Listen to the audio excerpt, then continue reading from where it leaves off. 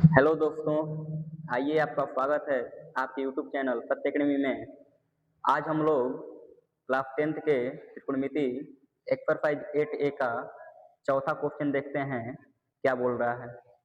कह रहा है कि समकोण त्रिभुज एबीसी में कोण सी समकोण है यदि भुजा AB equal to 26, AC equal to 10, BC equal to 24 हो तो sine B comma tan B comma cos A के मान ज्ञात कीजिए। तो आइए देखते हैं हम लोग इसका सॉल्यूशन। ये क्वेश्चन सॉल्व कैसे होगा।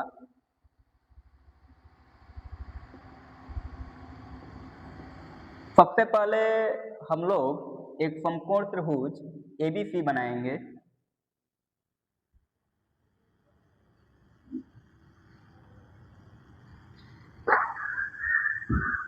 ये कोण सी समकोण है, यानी 90 डिग्री यहाँ बन रहा है तो कोण सी यहाँ पर हो जाएगा। बी हम यहाँ दे देते हैं। ये हो गया आप लोगों का समकोण त्रिभुज ए बी सी जिसका कोण सी समकोण है। और यदि भुजा A B equal to 26, A B equal to 26, A C equal to 10, B C equal to 24, यानी इस त्रिभुज में हम लोगों को लंब, आधार और कर्ण तीनों दे रखा है। पूछ क्या रहा हम लोगों से? साइन बी का मान, टेन बी का मान, कॉस ए का मान। यानी एंगल कहाँ बन रहा है? तो बी के यहाँ, यानी थीटा अगर यहाँ बन रहा है तो थीटा के सामने की भुजा लंब होती है। समकोण के सामने की जो भुजा होती है वो कर्ण होती है और जो शेष भुजा है ये क्या हो जाएगी? आधार हो जाएगी। चलिए साइन बी निकालते हैं हम लोग। साइन बी का फार्मूला क्या होता है? लंब बटा में कर्ण। लंब क्या दे रखा है? 10, कर्ण क्या दे रखा है? 26। डिवाइड कर लो, ये आ जाएगा 5/13।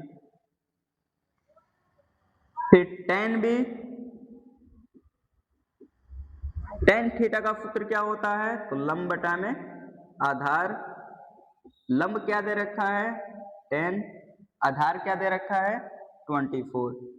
इसको डिवाइड करो 2 से, 5/12 आ जाएगा 10 बी का मान। अब देखो तीसरा चीज क्या पूछ रहा है? Cos A. अब कॉस ए का मान निकालने के लिए थीटा कहाँ बनेगा? ए पर। तो थीटा जब ए पर बनेगा लंब और आधार चेंज हो जाएंगे।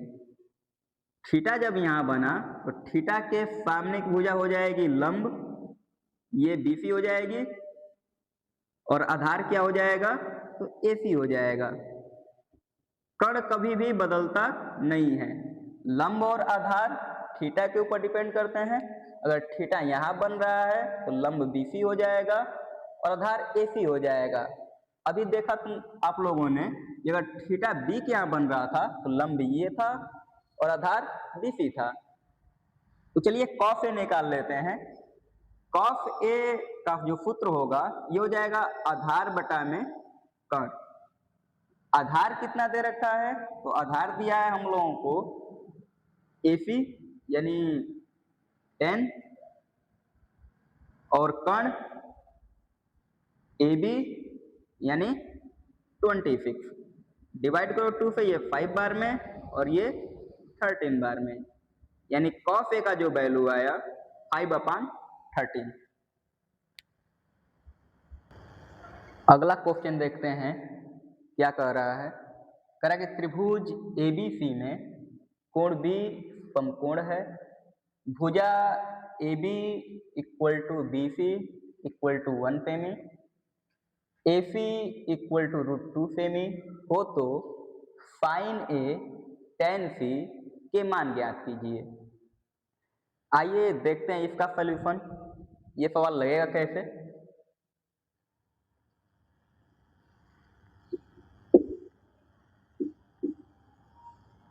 सबसे पहले सवाल में बोला कि त्रिभुज एबीसी में कोण बी समकोण है, तो सबसे पहले हम लोग एक समकोण त्रिभुज बनाते हैं।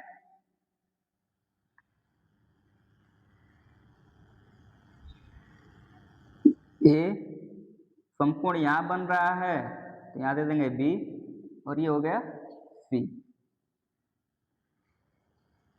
इसमें A B equal to B C equal to 1 सेमी दे रखा है, यानी ए बी हो गया 1 सेमी, बी सी हो गया 1 सेमी और ए सी दे रखा है √2 सेमी।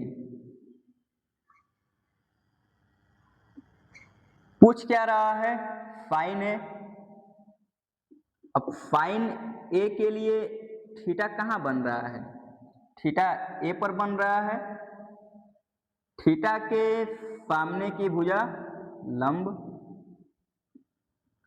समकोण के सामने की भुजा कर्ण और जो शेष बच गई भुजा वो हो जाएगी आधार। साइन थीटा का सूत्र क्या होता है? लंब बटा में कर्ण। साइन ए के लिए लंब का काम कौन कर रहा है? बीसी, कर्ण एसी। बीसी का वैल्यू क्या दे रखा है? 1 सेमी और एसी का वैल्यू क्या दे रखा है? √2 सेमी। यानी साइन ए का जो वैल्यू निकल कर आया ये निकल कर आया 1/√2। अब दूसरा पूछ रहा है tan सी का वैल्यू। tan सी के लिए थीटा कहां बनेगा? tan सी के लिए थीटा सी पर बनेगा। अब थीटा के अकॉर्डिंग लंब और आधार चेंज हो जाएंगे। थीटा के सामने की भुजा लंब यानी ए बी अब लंब हो जाएगी और लंब जो बीसी था उसके लिए ये हो जाएगा आधार। कर्ण कभी बदलता नहीं है। tan थीटा का सूत्र क्या होता है? लंब बटा में आधार। लंब क्या है? तो लंब हो गया हम लोगों का ए बी और आधार बी सी। ए बी का वैल्यू 1 सेमी, आधार का वैल्यू यानी बी सी का वैल्यू 1 सेमी, यानी ये डिवाइड ओवर क्या आ जाएगा? 1। tan सी का वैल्यू आ जाएगा 1। चलिए अगला क्वेश्चन देखते हैं क्या बोल रहा है। कह रहा है कि त्रिभुज PQR में कोण Q समकोण है यदि PQ इक्वल टू 4 सेमी, QR इक्वल टू 3 सेमी, PR इक्वल टू 5 सेमी, तो cos P, tan P तथा cos R के मान ज्ञात कीजिए। आइए देखते हैं इसका सॉल्यूशन।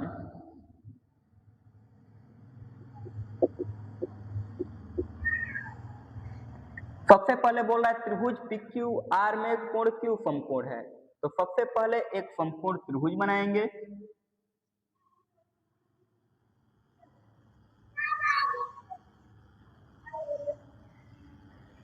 कह रहा है कोण Q समकोण है, यानी समकोण कहां बन रहा है? तो यहां पर बन रहा है। यहां पर देते हैं Q, यहां देते हैं P और यहां देते हैं R।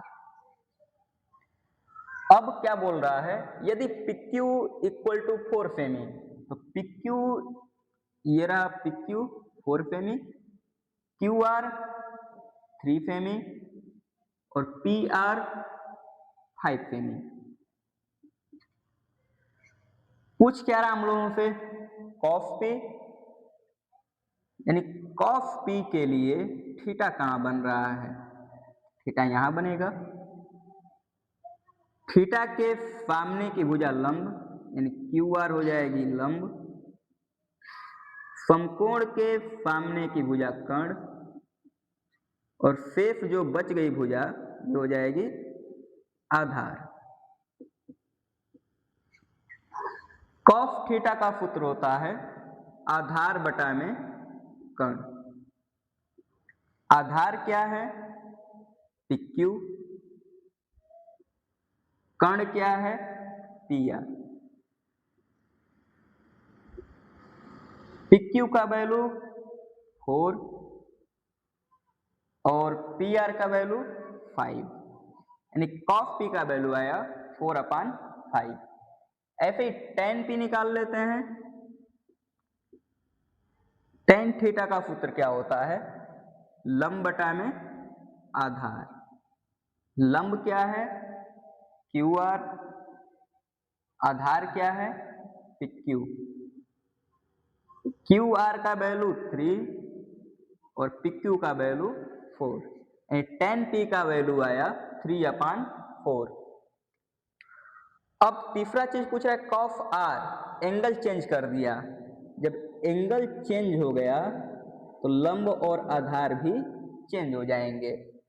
अब थीटा कहाँ बन रहा है, तो थीटा बन रहा है R के यहाँ। जब थीटा R के यहाँ बनेगा तो थीटा के सामने की लंब यानी लंब PQ हो जाएगी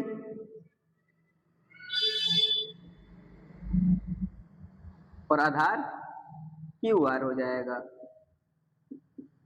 कर्ण कभी भी बदलता नहीं है, ये लोग आप लोग जानते हैं।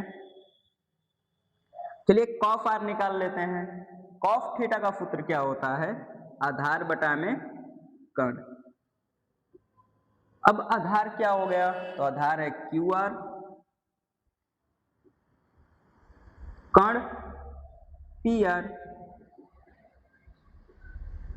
QR का वैल्यू 3 और PR का वैल्यू 5, यानी cos R का वैल्यू आया 3/5।